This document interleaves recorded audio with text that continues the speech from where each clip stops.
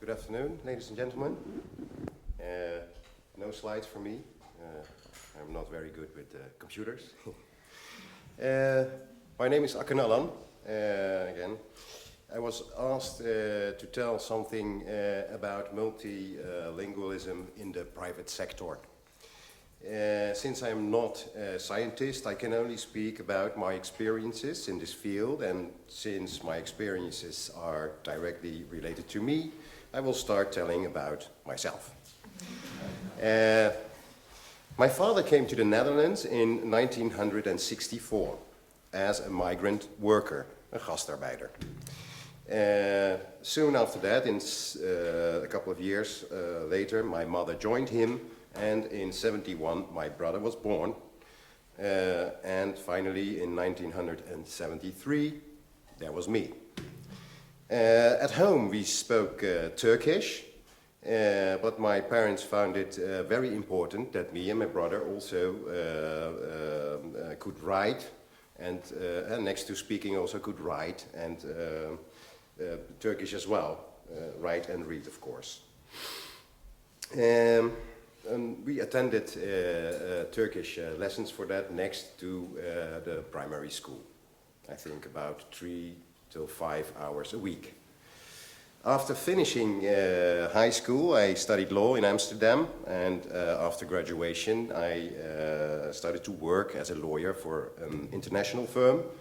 The leading language was English over there, since most of the clients were internationally. After a couple of years, I left this firm and I started to work for an international trading company.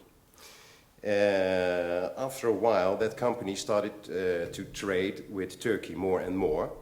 There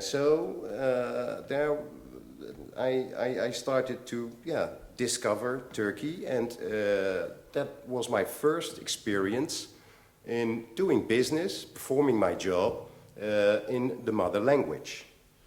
I had to go to Turkey, traveled a lot to Turkey, and we're meeting Turkish professionals, Turkish lawyers. During this period I realized that being able to speak Turkish, it opened doors. It brought advantages. I was able to perform my job, which was technically being a Dutch lawyer. Still, you're doing Dutch law on a better way. That was a good experience for me. It opened my eyes.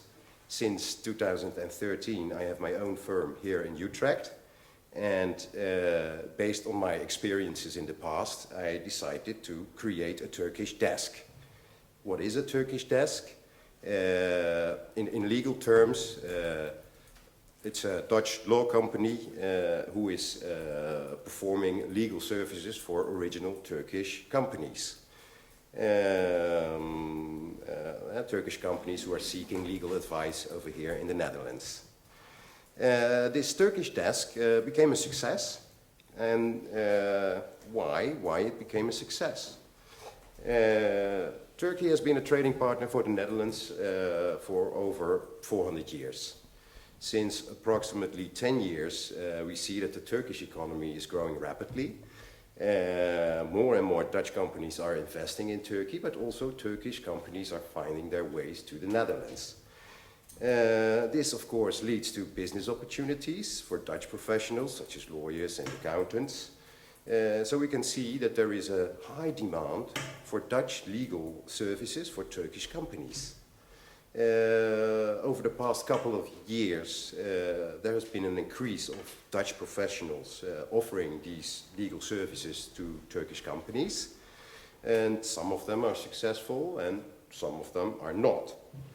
And in my opinion, the success, the secret of the success here is being able to speak, write, and properly communicate in Turkish. Most of the Turkish corporate clients, they can speak English or German or French, but still they are insisting that for these kinds of services, or they're preferring Turkish-speaking lawyers. A reason for that could be, or in my opinion, is that, that one of the key elements of being a lawyer is dealing with problems of clients. And this, in most cases, means that you're dealing with emotions. It doesn't matter what case it is. It could be a divorce case, but in my business, corporate law, it's about money. And emotional. Well, it's needless to say that communication is extremely important while dealing with emotions. In situations whereby the stakes are high and emotions are playing a central part, communicating in the same language is essential. Communication does not stop by understanding each other literally. Being able to speak a certain language fluently is being able to reach out and to understand the underlying emotions as well. In my business, that is crucial and essential.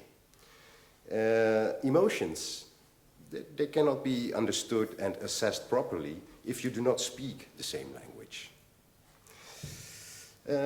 Being able to speak the same mother tongue with my clients and also with the opponents of my clients enables me to perform my duties on a most optimum way. As I said before, there is high demand, so for us there is this you can do business. But unfortunately,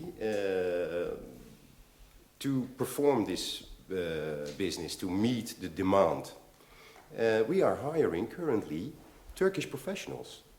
So, Turkish lawyers to help us to perform this Dutch legal task. And the reason therefore is that by far most of the Dutch-Turkish boys and girls who attended law school are not able to communicate properly. They cannot read and write Turkish properly. And that, of course, that is a shame, because instead of benefiting the Dutch economy, you're benefiting the Turkish economy. It makes no sense. We should have invested in this. We should have invested in this. Finally, migrant children should be educated in their language, in their original language as well. I think that is one of the key elements where we're here for. In my opinion, it is essential, since the country of origin is a part of your identity. If the identity is neglected, these children might risk to be stuck between the country of origin and the country of residence. When we take into account that the majority of this group, their children and their children's children, will stay in the Netherlands, it is absolutely necessary that we should not neglect stimulating these children in developing themselves. And if you do that, they can contribute fruitfully to this society where they live in, and this will benefit us all. Thank you for listening to me.